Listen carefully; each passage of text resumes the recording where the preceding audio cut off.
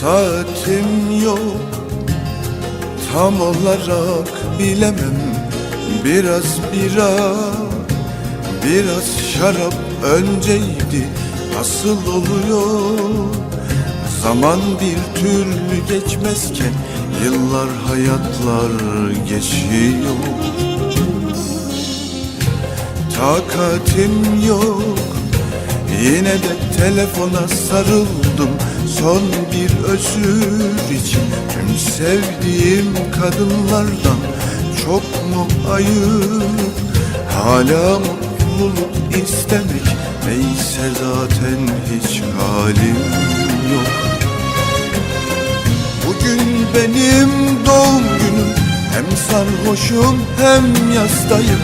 Bir bar taburesi üstünde babamın öldüğü yaştayım. Bugün benim doğum günüm, kelimeler büyüyor ağzımda. Bildiğim bütün hayatlar paramparça, paramparça, paramparça, paramparça.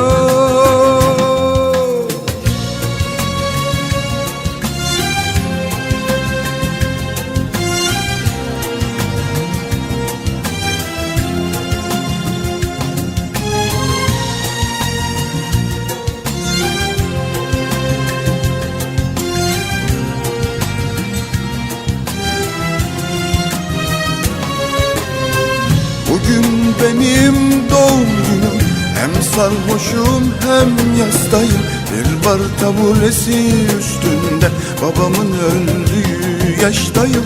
Bugün benim doğum günüm, kelimeler büyüyor ağzımda. Bildiğim bütün hayatlar paramparça, paramparça, paramparça,